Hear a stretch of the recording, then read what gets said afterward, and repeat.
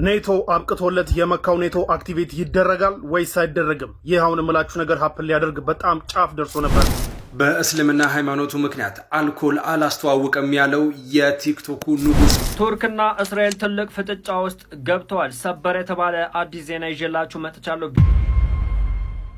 በእስልምና ሃይማኖቱ ምክንያት አልኮል አላስተዋውቅም ያለው የቲክቶኩ ንጉስ በሚባል የሚታወቀው ካቢ ላሚ እንደ አዲስ መነጋገሪያ ሆኗል። ካቢ ላሚ እንደተናገረው ከሆነ እኔ ሙስሊም ነኝ፣ በእምነቴ ደግሞ አልኮል የተከለከለ ስለሆነ እኔ አልኮል በጭራሽ አላስተዋውቅም። የተለያዩ የአልኮል ብራንዶች ማለት ነው በተደጋጋሚ ጊዜ እየመጡ እኔ አልኮል እንዳስተዋውቅላቸው ይጠይቁኛል። የኔ መልስ ግን ሁል ጊዜም ኖ አይሆንም ነው ይላል። ከአልኮል በተጨማሪ ደግሞ እንደዚሁ የቁማር ድርጅቶችን አላስተዋውቅም ሲል እንግዲህ የወጣቱ የእምነት ጽናቱ አሁን ላይ እንደ አዲስ መነጋገሪያ ሆኗል ማለት ነው። ይህ የቲክቶክ እንግዲህ ተጽዕኖ ፈጣሪ ሆኖ ካቢ ላሚ እንደሚታወቀው ከ150 ሚሊዮን በላይ ተከታዮች ይገኛል። እስካሁን መሪም እንደሆነ ይታወቃል በቲክቶኩ ዓለም ማለት ነው። እናም በዚህ ልክ ማለት ነው የእምነት ጥንካሬው ይሄ እውቅና ምንም ነገር ያልቀየረውና በእምነቱ ላይ ያለው ጥንካሬ አሁን ላይ ብዙዎች እንደ አዲስ እያደነቁት ይገኛሉ። ይሄ ነው የሚሻለው ከአላህ ጋር ሆኖ እንግዲህ የሚመጡትንም ነገር እንግዲህ አብሮ ያል ከየት እንደተነሳ ስለሚያውቅ አላህን በቀላሉ የሚክዱ አይመስልም። ለተመሳሳይ መረጃ እናንተ ደግሞ የፕላስ ምልክቷን እየተጫናችሁ ማሻአላህ በሉት። ቱርክና እስራኤል ትልቅ ፍጥጫ ውስጥ ገብተዋል። ሰበር የተባለ አዲስ ዜና ይዤላችሁ መጥቻለሁ። ቪዲዮ እየደረሳችሁ አይደለም? በደንብ ኮፒ ሊንክ፣ ሼር፣ ፖስት እያደረጋችሁ እስከ መጨረሻው አብራችን ቆዩ። በትላንትናው ዕለት እስራኤል በሶሪያ የሚገኝ አንድን ወታደራዊ ቀጠና ላይ ጥቃት ሰንዝራ ነበረ፣ የአየር ጥቃት ማለት ነው። ታዲያ ከዛ በኋላ መግለጫ አውጥታ ነበረ። እስራኤል የቱርክን የወታደራዊ ስፍራ ነው ያጠቃውት ብላ ነበረ። ቱርክ በዛሬው ዕለት ምላሽም ማስጠንቀቂያም ሰጥታለች። በትላንትናው ዕለት በሶሪያ ምድር ላይ በተሰነዘረው ጥቃት ማለት ነው የአየር ኃይል ጣቢያ ላይ በተሰነዘረው ጥቃት ላይ ምንም አይነት የቱርክ ልዑክ በዛ ቦታ ላይ አልነበረም ስትል አስተባብላለች። እሱ ብቻ አይደለም ማስጠንቀቂያም ሰጥታለች። የቱርክ መከላከያ ሚኒስትር በዛሬው ዕለት ለመላው ዓለም ጥሪ ያስተላለፈ ሲሆን ዓለም አቀፉ ማህበረሰብ በእስራኤል ላይ አስቸኳይ እርምጃ ሊወስድ ይገባል ብለዋል። እስራኤል በጎረቤት ሀገራት ላይ የምታካሄደው ጣልቃ ገብነትና ጥቃት ማለት ነው እንደ መደበኛ ድርጊት ሊወሰድ አይገባም። የዓለም አቀፉ ማህበረሰብ ሆነ የሚመለከተው አካል በሙሉ እስራኤል ላይ እርምጃ ሊወስድ ይገባል ስትል ቱርክ በዛሬው ዕለት አስጠንቅቃለች። እንግዲህ የቱርክና የእስራኤል ፍጥጫ እየቀጠለ ይገኛል። በቅርቡ እንኳን ቱርክ በአላክሳ መስጂድ ላይ የሚደረግ ማንኛውም ጥቃት እኔ ላይ እንደተደረገ ቆጥራለሁ፣ በጋዛ ጉዳይ ከእንግዲህ አልታገስም ብላ ነበረ።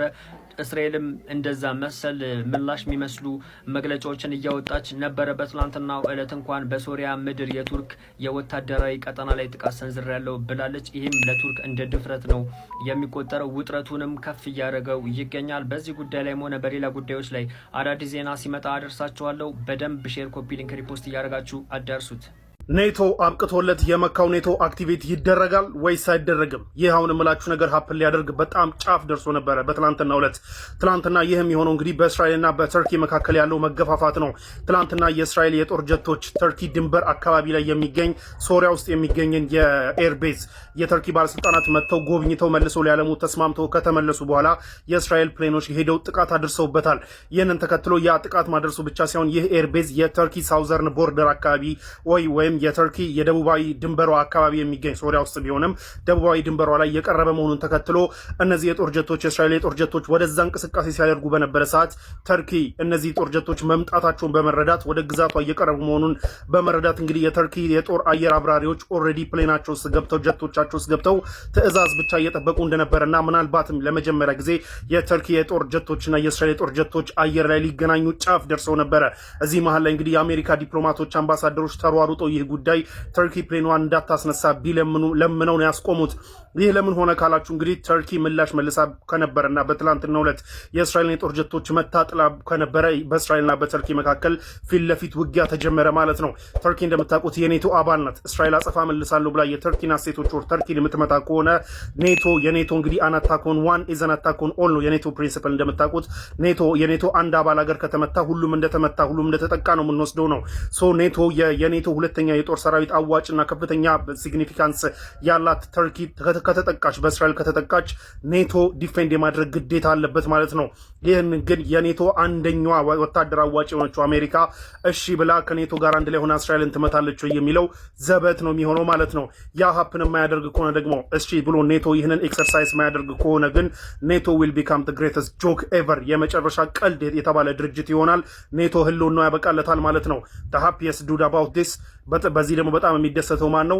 ቭላዲሚር ፑቲን ነው የሚሆነው። ተርኪ ለማንኛውም ኔቶ ባያግዛትም በዚህ በኩል ግን የመካን አግሪመንት ተፈራርማ እንደሆነ ታውቃላችሁ። እንግዲህ በመካ ዲፌንስ ፓክት መሰረት ሳውዲና ፓኪስታን አብረው እንግዲህ ተርኪ አታክ ከተደረገች ዲፌንድ የማድረግ ግዴታ አለባቸው።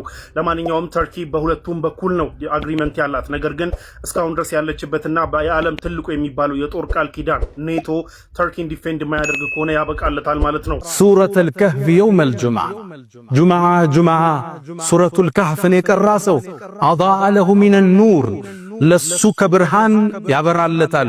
ማ በይነል ጁምዓተይን በሁለቱ ጁምዓዎች መሃል ለሱ ብርሃን ይበራለታል።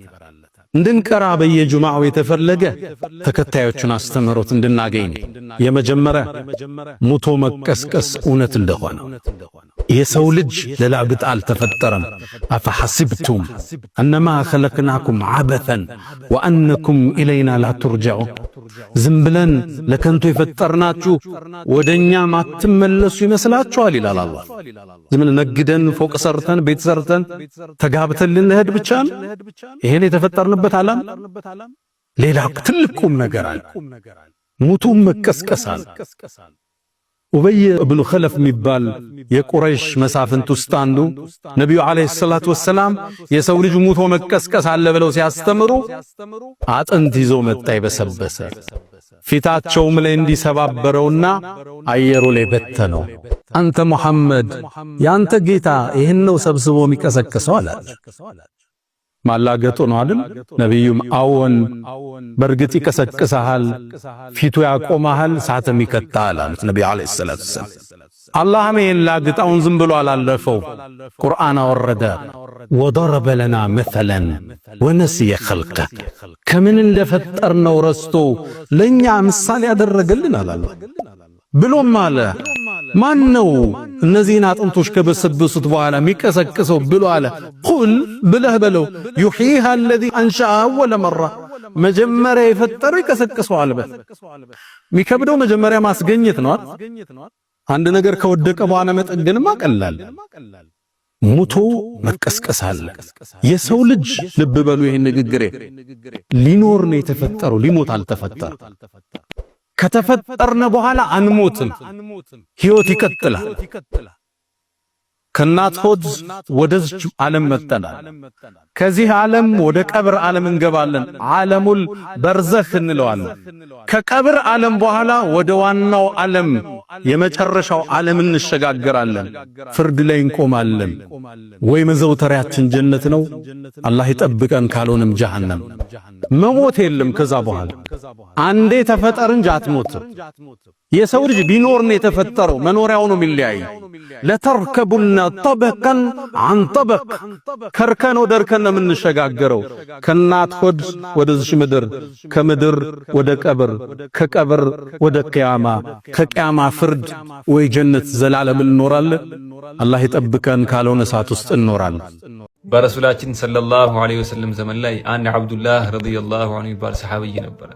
ረሱሉ ሰለላሁ ዐለይሂ ወሰለም ይወዱት ነበር። ነገር ግን ያው ሁላችንም በወንጀል እንደምንፈተነው እሱ ኸምርን ይወድ ነበር። ኸምር መጠጣት ያበዛ ነበር እና ረሱል ሰለላሁ ዐለይሂ ወሰለም ጋር ይመጣል። እሳቸው በሐዱ መሰረት አላህ ባስቀመጠው ህግ መሰረት ይገርፉታልና ይለቁታል፣ ይሄዳል። ድጋሚ ይመጣል። አሁንም ይህንን ሲያዩ አንድ ሰሐባ ምን አለ? ለዐነሁላህ አላህ ይርገመው፣ እንደው ይህንን ሰው ምን ሀያ የለውም እንዴ ሁሌ ይመላለሳል እንዴ አላቸው። ረሱሉ ሰለላሁ ዐለይሂ ወሰለም ተውት፣ አትንኩት አሉ። እኔ እኮ አውቃለሁ ይህ ሰው አላህና መልእክተኛውን ይወዳል አሉ። ሱብሃንአላህ። ይሄ ነው በቃ የረሱሉ ሰለላሁ ዐለይሂ ወሰለም ስነ ምግባር። ሰዎችን በሚሰሩት ወንጀል አያጭረፈርፏቸው ነበር። ባይሆን ያን ያሉበትን ወንጀል እንዲተው ቀስ በቀስ ያስለምዷቸው ነበር። ዛሬ ሂጃቧን በስትክክል የማትለብሰው ነገር ግን አላህን ሱብሃነሁ ወተዓላና ረሱሉን ሰለላሁ ዐለይሂ ወሰለም ከልቧ የምትወደውን ሴት አታርቂያት፣ ገለልተኛ አታድርጊያት። ከቻልሽ እጇን ይዘሽ ወደ አላህ ሱብሃነሁ ወተዓላ ውሰጃት። ያ በተለያዩ ሱሶች ላይ የተጠመደው ኸምርን የሚያዘወትረውን ሰው አታረቀው። ከዲን ውጭ እንዳለ አድርገህ አትቁጠረው። ከቻልክ ከዛ የሚወጣበትን መንገድ አበጅለት። እጁን ይዘህ ወደ አላህና ወደ መልእክተኛው ሰለላሁ ዐለይሂ ወሰለም አድርሰው። ይሄ ነው የረሱሉ ሰለላሁ ዐለይሂ ወሰለም መንገድ። መችስ እኛ ከረሱል ሰለላሁ ዐለይሂ ወሰለም በላይ ለዲን ተቆርቋሪዎች አይደለም። ዛሬ ጁሙዓ ነው። በረሱሉ ሰለላሁ ዐለይሂ ወሰለም ላይ ሰለዋት እናውርድ።